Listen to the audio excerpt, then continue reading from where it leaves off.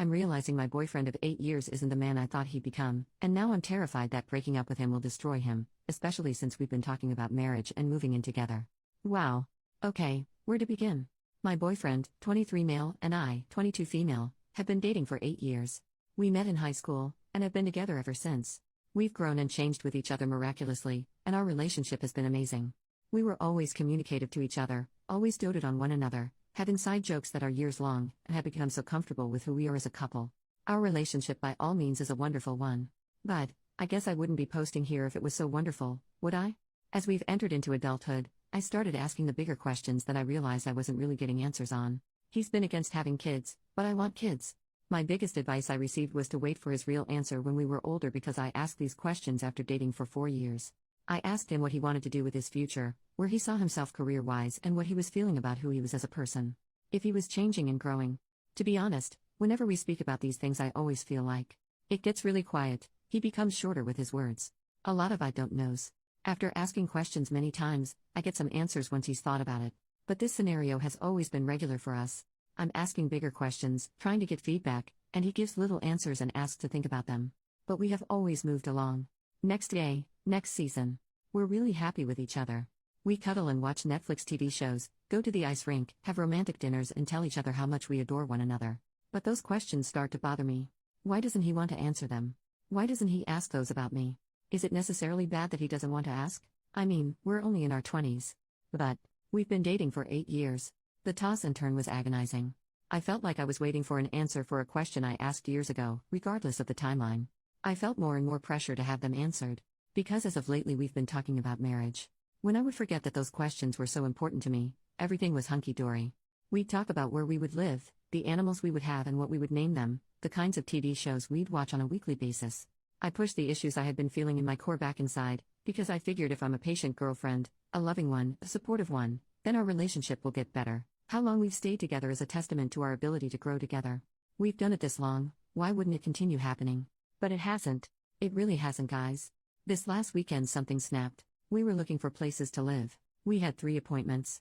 I was looking around the apartment, looking at the kitchen, and looking at our bedroom.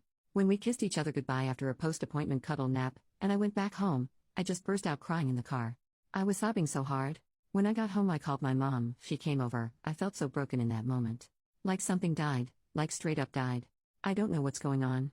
I think I need to break up with him. I don't think this is the kind of change that I can ask of him. I don't think asking him to change is fair.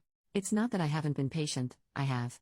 He has been giving me his answer to all my questions, I just haven't been happy with what they are and was hoping they would change. The silence, the skirting around the topic, the I don't knows. I thought we could grow through any scenario, but moving in together put it all into perspective for me. I'm not ready to move in with this guy. Earlier in the year, he told me he was all right with kids, with having them too.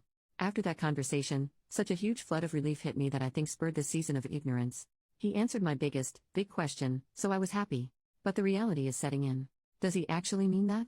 Did he say that to appease my asking? He has told me that I'm the best thing to happen to him, that he loves me and that I inspire him to be a better person, and that he's happy he's with me because he wouldn't know how to date anyone else at this point since we've been together for so long. I wish he had the motivation and drive and some kind of goal for himself. I wish he thought about his future. I wish he was more excited about life, more positive about life. I wish he wasn't so angry at people and himself. I wish he approached his problems readily and openly. I wish he was more emotionally available. I wish I knew how to do this without destroying him, because I think it will. His family would all turn on him, I know it. We've been talking about marriage. We're looking at places to live together. And I just imploded. I couldn't take it anymore. My gut is seriously telling me I need to do this, and it's never been wrong. But how? How on earth do I do this? Edit. Thank you everyone, so much, for your comments. All of them, I've read every one. I think after the initial hysteria and realization of what I was feeling, and putting it into written words, I've come to realize what I'm truly feeling. I'll post an update after this weekend when I talk with him, I'll tell you how it goes. Update 1 week later. So, the big conversation happened on Friday, a day earlier than what I was expecting. After writing this post and speaking to trusted family and friends, I decided I didn't want to wake up like I had all week, feeling like crap anymore. I'd open my eyes and just immediately feel that familiar pain in my chest. I wanted it to be over. He had been texting me normally in the week, so I knew he wasn't expecting this. It made it so much harder. That part wasn't easy, texting him back very plainly to avoid lying or leading him on.